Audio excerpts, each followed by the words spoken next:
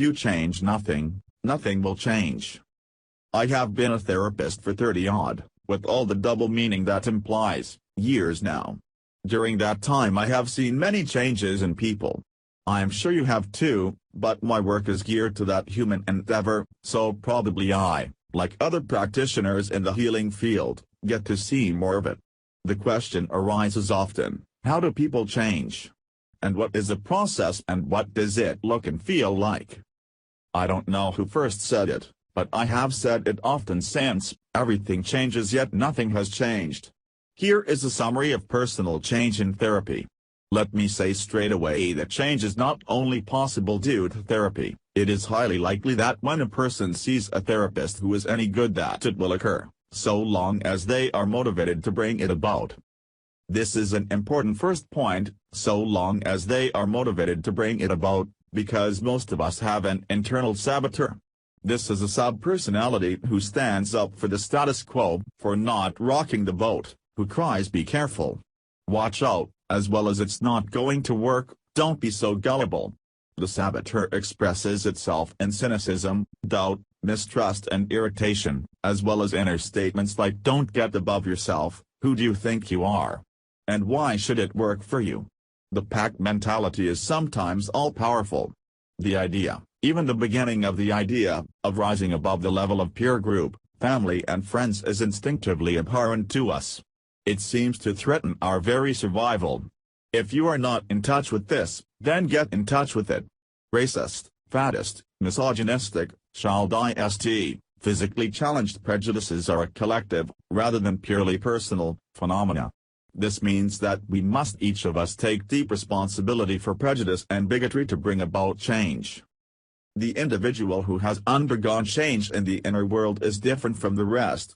His or her transformation sets them apart because they are no longer a prey to conditioning, no longer acting out of emotional behavioral patterns arising from early childhood training. In short, they are no longer conditioned. So, we have an internal saboteur. What else? Well, there is ennui, a lazy part, an apathetic part, a child who thinks someone else should do it for him, a fearful part who doesn't want to threaten the marriage or the relationship, their career and so on. But alongside all of these, and often possessing immense resilience, strength and courage, and these are the qualities needed now, is the wayfarer, the seeker, the inner explorer or adept.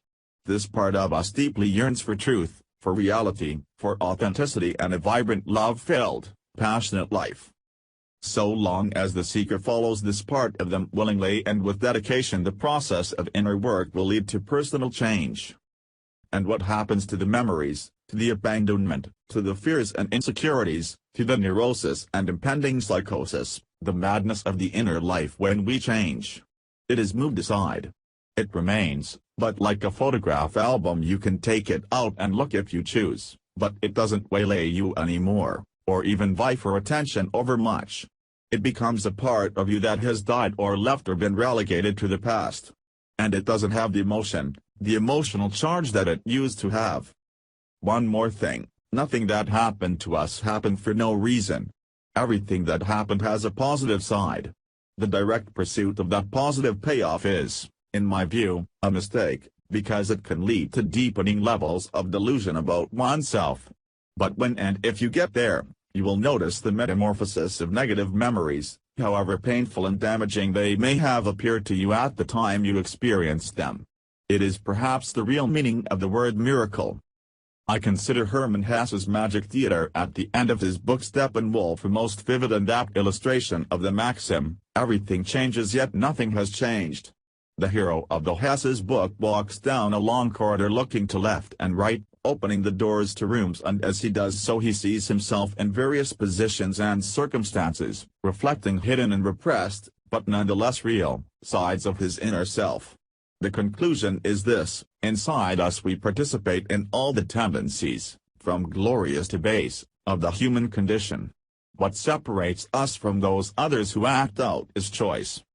Richard Harvey, psychotherapist, author, and spiritual teacher, makes the connection between counseling and psychotherapy and spiritual growth. He speaks particularly to those who are looking for more than they have found in therapy.